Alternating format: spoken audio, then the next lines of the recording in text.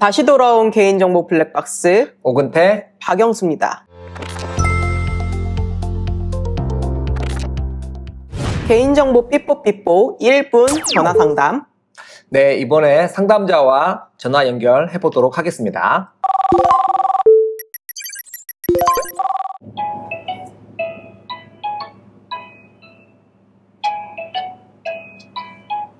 네, 여보세요? 네, 여보세요? 네, 안녕하세요. 네, 제 목소리 잘 들리시나요? 네, 잘 들립니다. 저는 기업에서 IT 업무를 담당하고 있는데요. 기업이 좀 크지 않은 규모다 보니까 네. 이제 개인정보 관련된 업무도 좀 같이 맡기게 돼서 어떻게 개인정보에 관련된 업무를 좀 해야 되나 찾아보다 보니 블랙박스라는 채널을 알게 되었어요. 그래서 네. 이번에 이 상담을 좀 신청을 하게 됐습니다. 네, 감사합니다. 저희 회사에서 저한테 가장 최근에 좀 맡긴 일이 개인정보보호법이 이제 개정된 게 시행이 됐다고 하더라고요. 네네. 이번에 맞춰서 기존의 개인정보 처리 방침을 조금 더 이제 괜찮은 방식으로 수정하는 작업에 있었습니다. 네, 그러시군요. 근데 이 수정의 요지가 기존의 필수 동의 항목으로 안내하던 사항들 중에서 이제 동의받지 않아도 되는 항목을 발라내는 것이었는데요. 이때 앞으로 처리 방침 내용을 크게 동의를 받는 항목과 동의를 받지 않는 항목으로 이렇게 목차를 나눠서 새롭게 이제 개편을 하면 될지, 아니면 지금처럼 동의 항목, 제3자 제공 동의 항목, 이제 전자상거래법 등 각 법령에 근거해서 이제 처리하는 항목, 이런 식으로 이제 목차를 유지를 하면 될지, 이런 게 좀 궁금합니다. 네. 저희가 일단은 좀 먼저 결론적인 답변을 좀 드려보면, 지금 현재 개인정보 처리 방침 작성 지침이 2025년 4월 달에 또 개정에 대해서 공개돼 있고요.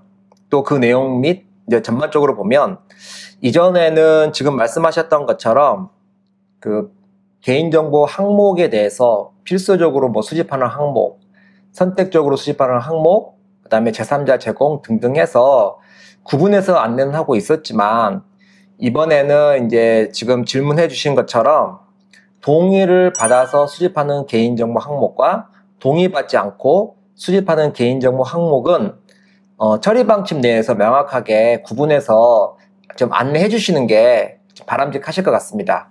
네, 이 부분 좀 보충해서 말씀드리면요. 개인정보보호법 제22조 제3항을 보면 개인정보 처리자는 이제 동의를 받아서 처리하는 정보와 그렇지 않은 정보를 이제 구분해서 이제 개인정보 처리 방침에 공개하거나 아니면 대통령령으로 정하는 방법에 따라 정부 주체에게 알려야 된다. 이렇게 규정하고 있거든요. 그래서 이에 따라서 이제 개인정보 처리 방침에 규정하실 때는 이제 동의를 받아서 처리하는 항목과 아닌 항목을 이제 구분해서 이제 작성하시는 것이 바람직합니다. 네, 첫 번째 질문에 대해서 답변이 되셨을까요? 네, 그렇네요. 그럼 여기 듣다 보니까 좀 궁금한 게 있는데, 네네. 그러면은 동의받는 항목은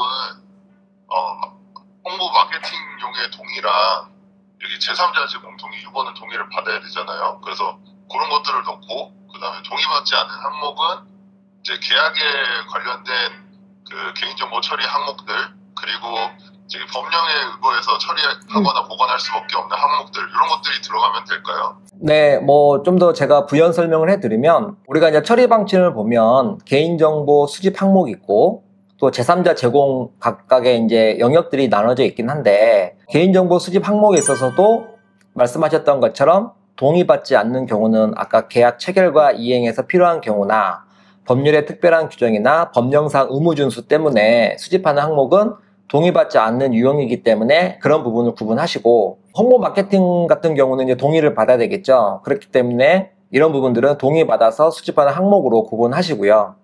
제3자 제공도 마찬가지로 제3자 제공함에 있어서 동의를 받고 제3자 제공하는 것과 동의받지 않고 제3자 제공하는 유형들도 제3자 제공 그 카테고리에서 구분해서 처리 방침을 작성하시는 게 바람직하실 것 같습니다.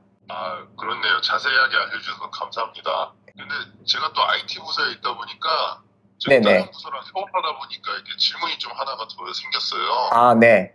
저희 회사에서 가끔씩 이제 홍보팀 인스타그램으로 이게 홍보 마케팅 목적이 아니라 그 경품 제공 이벤트를 그냥 하거든요. 아, 네네. 근데 이런 이벤트는 이제 워낙 짧은 주기로 예측할 수 없게 이제 빈번하게 일어나게 되다 보니까 네네. IT 담당자인 저한테 이렇게 알려주지 않고 그냥 진행하신 경우가 되게 많아요. 네. 이렇게 이제 그 정기적이고 주기적이지 않고 이제 간헐적이고 빈번하게 발생하는 개인정보 처리 행위도 개인정보 처리 방침에 매번 적고 또 처리 행위가 끝나면 매번 삭제하고 이런 개정 작업을 반복을 해야 될까요? 이렇게 하면은 거의 매주 개인정보 처리 방침을 개정하게 될 것 같아서 네. 아니면 좀 좋은 방법이 없을까 해서 좀 질문을 드렸습니다. 네, 아주 굉장히 현실적인 질문을 주셨네요. 그러니까요. 네. 변호사님 어떻게 생각하세요? 이게 정말 현실적인 문제이기도 하고 개인정보보호법이 이런 부분에 대해서 보완이 됐으면 좋겠다라는 부분이기도 해요. 저희 이제 법률 이게 원론적인 말씀을 먼저 드리면 이제 30조에 보면 개인정보 처리 방침에 이제 개인정보 관련한 사항을 이제 공개를 할 때 일시적으로 처리되는 정보에 대해서 뭐 안 해도 된다 이런 규정이 별도로 없죠. 그러면 그렇죠. 이제 규정만 봐서는 일시적인 개인정보라 하더라도 처리 방침에 누락돼서는 안 된다고 해석이 돼요. 근데 말씀 주신 것처럼 이렇게 되면 개인정보 처리 방침은 사실 이제 홈페이지를 운영하는 데서 보통 업데이트를 계속 해주잖아요. 이게 현실적으로 어려우니까 좀 좋은 방법이 있었으면 좋겠는데 대표님 이거 실무적으로 어떻게 처리하나요? 이제 사실 이제 컨설팅 관점에서 좀 말씀을 드려보면 일단은 이제 제가 개인정보보호법 제3조의 개인정보 보호 원칙을 보면은 사항부터 보면 개인정보 처리자는 개인정보 처리 방법 및 종류 등에 따라 정보 유지의 권리가 침해받을 가능성과 그 위험 정도를 고려해서 안전하게 관리해야 되고 5항을 보면은 개인정보 처리 방침 등 개인정보 처리에 관한 사항을 공개하여야 하며 개인정보 처리 방침 등이라 돼 있어요. 처리 방침만 얘기하는 게 아니니까. 열람 청구 등 정보 유지의 권리를 보장해야 한다라고 돼 있어요. 그러면 지금 간헐적으로 하는 그런 행위들은 만약에 이제 개인정보 수집할 때 그 동의가 필요한 경우는 동의 안내가 들어가고 그 다음에 이제 고지가 필요한 것들 동의 없이 수집할 수 있는 유형들은 이제 고지를 하겠죠. 그러면 사실은 이제 고지 사항을 안 하게 되면 정보주체 입장에서 내 개인정보가 어떻게 처리할지 알 수가 없기 때문에 확인할 수 있는 곳들은 처리 방침이라는 곳밖에 없어요. 근데 이런 간헐적으로 하는 것들은 수집하는 페이지에 이런 고지사항을 명확하게 안내하고 그 외에 이제 고지사항이라는 거는 수집하는 목적, 항목, 뭐 수집하는 근거, 뭐 보유기간 이 정도가 되겠죠.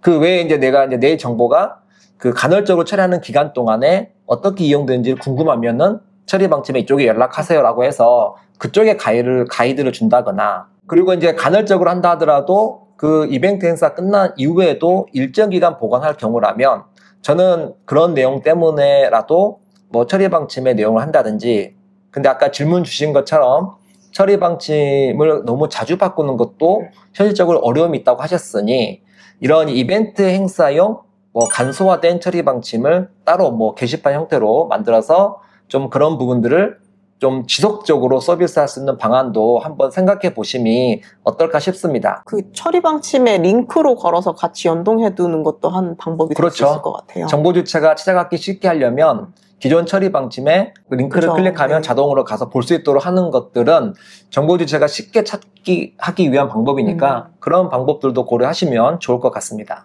실무적인 꿀팁인데요, 대표님. 네, 어떻게 도움이 되셨을까요? 네, 그러면은 꼭 처리 방침에 넣을 필요는 없고 이제 처리 방침 외에 다른 웹페이지를 만들어서 거기에 좀 고지하고 또는 이제 그 간소화된 어떤 간헐적인 개인정보 처리만을 위한 그런 페이지를 만들어서 거기다가 좀 안내하는 형식으로 좀 할 수 있겠네요, 그거는. 네, 뭐 저는 개인적으로 그것도 가능하다고 판단됩니다.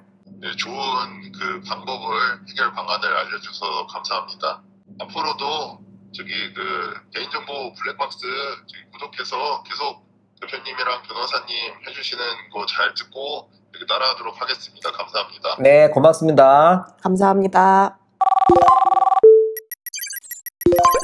아까 저희 이제 구독자분께서 처리 방침 간헐적으로 처리하는 경우 네. 이제 제가 실무적으로 말씀을 드렸는데 좀 더 변호사님께서 추가적으로 해주신 말씀 있으실까요?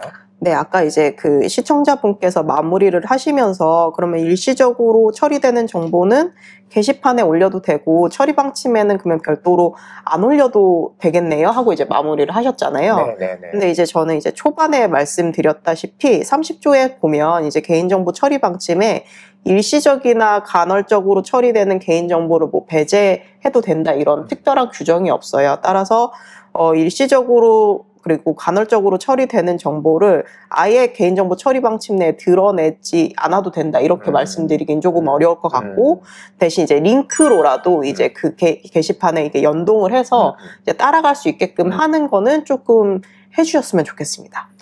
네, 다시 돌아온 개인정보 블랙박스 개인정보 삐뽀삐뽀 1분 전화 상담 함께 나눠봤는데요. 네. 대표님 그러면 이제 시청자분들께서 이런 이제 또 사연을 주시려면 어떻게 하면 될까요? 네, 아마 저에게 하단에 보이시는 저희 개인정보 블랙박스 운영 카페가 있습니다. 카페에 여러분들 이제 문의 주시면 또 저희가 또 운영진에서 연락을 드려서 또 저희들이 이제 실무적으로 궁금한 사항들은 또 전화 상담을 받고 답변을 드릴 수 있도록 하겠습니다. 게시판에 가셔서 하기 부담스러우신 분들은 링크에 남겨주시면 저희가 또 각색해서 이런 좋은 사례를 만들어 드릴 수 있을 것 같습니다. 지금까지 개인정보 블랙박스 오근태 박영수였습니다.